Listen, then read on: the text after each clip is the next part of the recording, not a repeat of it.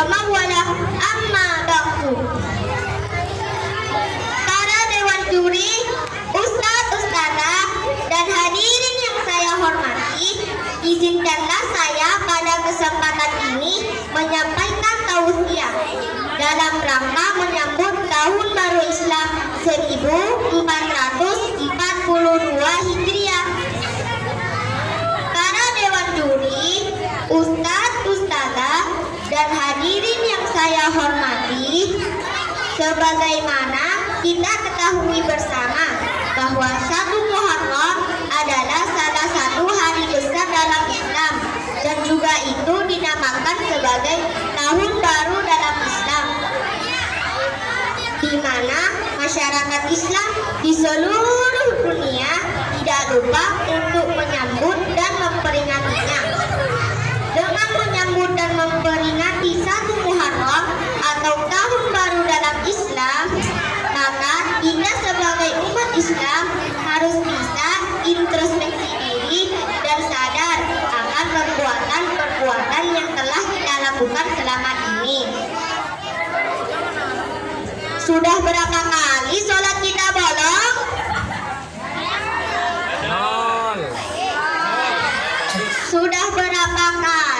Sudah berapa hari tidak baca Al-Quran?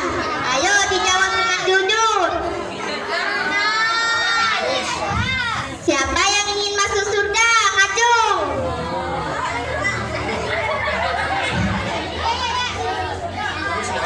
Nah, kalau ingin masuk surga, ada kuncinya.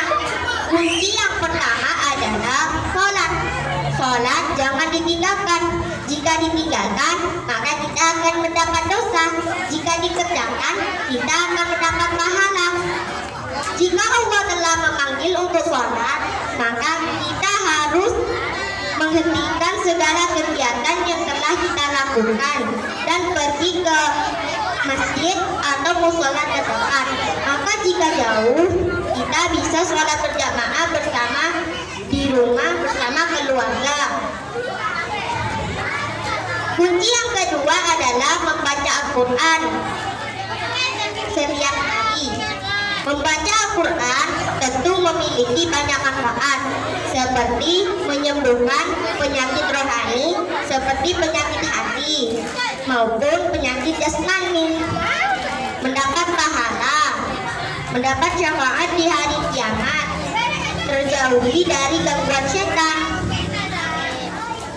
Para hadirin semua tahu bahwa membaca 1 ayat saja di dalam Al-Quran, kita juga akan mendapatkan banyak pahala. Jika kita membaca 1 huruf dalam Al-Quran, maka kita akan mendapat 10 kebaikan. Apabila jika membaca 20 huruf dalam Al-Quran, kita akan mendapatkan 200 kebaikan. Apa para hadirin mau seperti itu? Jika mau, bacalah Al-Quran setiap hari di waktu siang atau setelah sholat fardu 5 waktu. Maka kita harus membaca Al-Quran setiap hari, bukan bisa membaca SMS, WA, Instagram, Facebook, Twitter, dan lainnya.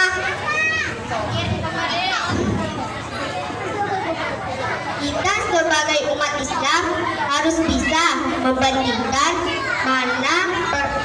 kita sebagai umat Islam harus bisa membandingkan setiap perbuatan kita mana yang menjurus kepada kebaikan atau kemaksiatan. Oleh sebab itu, jika pada tahun yang lalu ternyata perbuatan kita banyak yang menjurus kepada kemaksiatan atau melanggar syariat Islam, maka satu rugilah yang akan kita dapatkan. Jemaah, alhamdulillah. Mau dapat saldo rugi?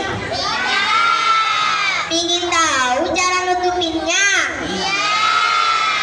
Nah, untuk menutupi saldo rugi tersebut, kita harus melakukan satu-satunya jalan yang harus kita tempuh adalah dengan memperbanyak amalan-amalan yang baik baik yang dapat kita lakukan mulai pada tahun baru ini sehingga kita akan mendapat saldo untung.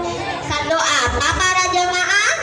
Saldo untung. Jadi ingin dapat saldo rugi atau saldo untung? Saldo untung. Sebagaimana firman Allah dalam surat Al-Ashr ayat 1 sampai 3. A'udzu billahi minasy syaithanir rajim. Bismillahirrahmanirrahim. Wal 'ashr innal insana lafi khusr illa alladzina amanu wa 'amilus solihati wa tawasaw bil haqqi wa tawasaw bil sabr. Yang artinya demi masa sesungguhnya manusia itu ada dalam kerugian kecuali orang-orang yang beriman dan mengerjakan amal soleh dan saling menasihati dalam kebenaran dan saling menasihati dalam kesabaran. Firman Allah tersebut menerangkan bahwa manusia yang tidak dapat menggunakan masanya dengan sebaik-baiknya mereka termasuk golongan orang-orang yang merugi.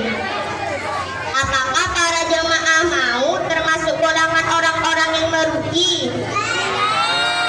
Jika tidak, maka kita harus menggunakan waktu atau masa kita dengan sebaik-baiknya agar tidak termasuk golongan orang-orang yang merugi.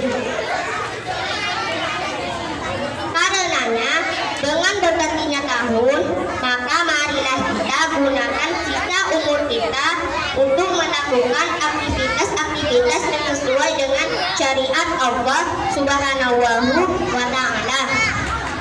Oh ya, saya punya pantun untuk kalian semua. Tetapi dalam bahasa Madura. Apakah boleh? Ngalak pinya asoroya ngalak ada eta bidede koge nga asal ora de Allah semaha mondo. Demikian yang dapat saya sampaikan. Terima kasih atas perhatiannya. Adepot kula namina salah lopot